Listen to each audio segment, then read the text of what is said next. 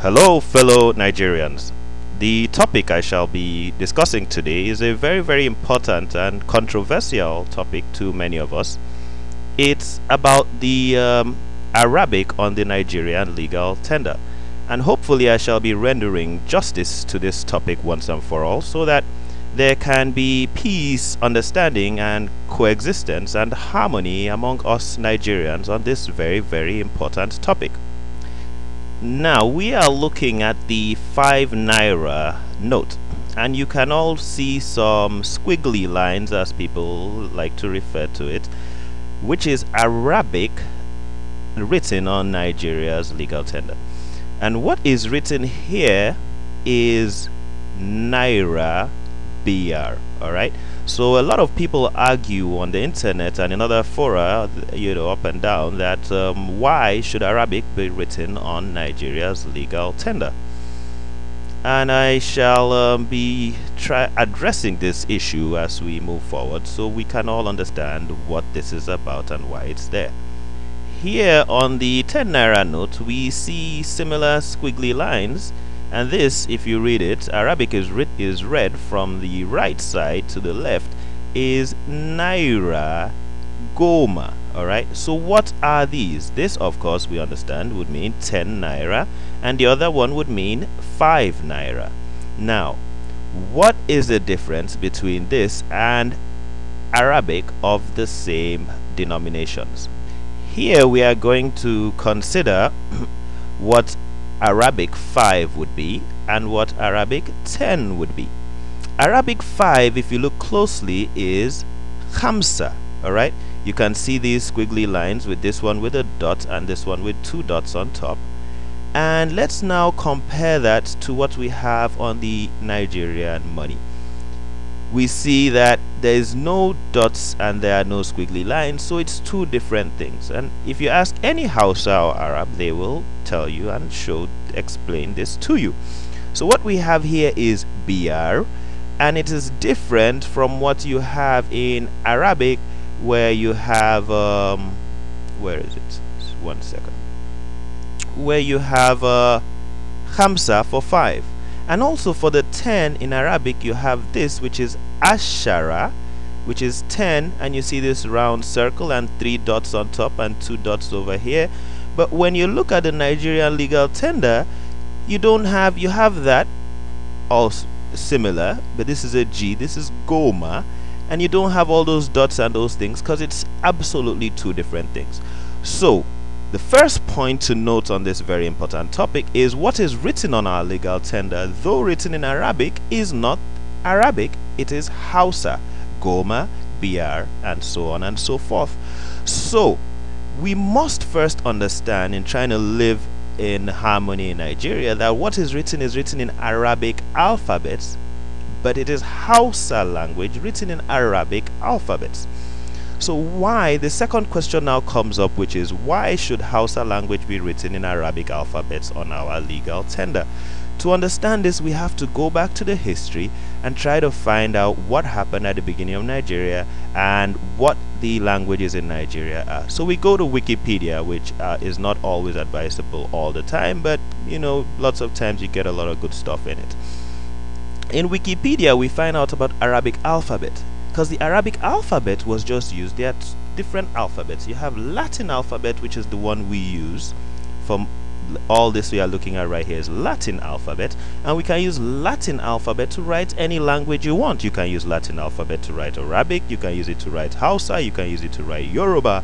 And the second most widely used alphabet in the world is Arabic alphabet, and you can use Arabic alphabet as is written here, Arabic alphabet, for many non-Semitic languages. It's written to write Persian, Urdu, Pashto, Malay, and Hausa in West Africa. So a lot of people use the Arabic alphabet to write their different languages.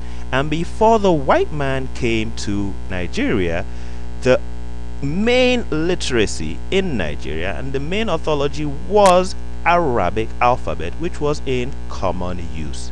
So until today, a very great population of Nigeria are literate not in English alphabet but in Arabic alphabet. So it made logical sense to write the denominations of our money in the literacy that was one primary literacy Nigeria had, and a main literacy that was used for that kept records of the ancient history of Nigeria, and Nigeria's second main literacy, and the world's second largest literacy, which is Arabic alphabets, not only using the Judeo-Christian choice of Latin alphabets to write the denominations on our legal tender. Furthermore, for transactions with neighboring countries, since Hausa is a widely used language and alphabet, this made sense just to write the Hausa in the Arabic alphabet so that the people who only were literate in this literature could understand it. Here we are looking at an ancient book in Nigeria. This was one of the great ancient books in Nigeria's history, and it was written in 1958 in Zaria. It's a Hausa book. This is an Islamic prayer book from Zaria, offers beautiful. It was Arabic calligraphy used to write an African language. This is appreciated and cherished, and a lot of people understand that Arabic literacy is the second literacy in Nigeria, and a very, very important one. So it's only fair to write denominations and important things on legal tenders in this alphabet. Now, going a little further, we read this little document from John Edwards Phillip, writing about Hausa orthography in the 20th century and the Romanization. And we see from this document, you go to the website that I'm posting this on, which is putting this article on proudnigerian.com, you'll find a link to this article, and you'll see that writing in Ajami, which is the Hausa, when you write Hausa, when you write Arabic, it was called Ajami in Africa. You see, it was very, very popular in the 20th century, and later when Lord Lugard came to Nigeria, he tried to convert it, romanized it into what he called Boko. But, he was battling with this because with the declaration of the Protectorate of Northern Nigeria, and when colonial rule developed, Lugard faced the problem of choosing a language of administration and training the clerks. So he chose to use Hausa and was trying to write it in Ajami and decided to replace it with Romanized Hausa. And he battled, and he was a very ignorant fellow, and he had no idea, as this article says, of leadership and everything. So as this article rightly says, where he failed in there are three ways to do anything: the right way, the wrong way, and the army way. He finally used the army way because, according to this very article we are looking at, there were over 25,000 Arabic schools in Nigeria at the time, and Arabic alphabet was highly taught and highly in use all over Nigeria. And he came and just shortened our progress, took us backward, caused confusion, whereas it should have been harmonized without him tossing out and causing the confusion he caused by putting his Western mentality on Nigerians.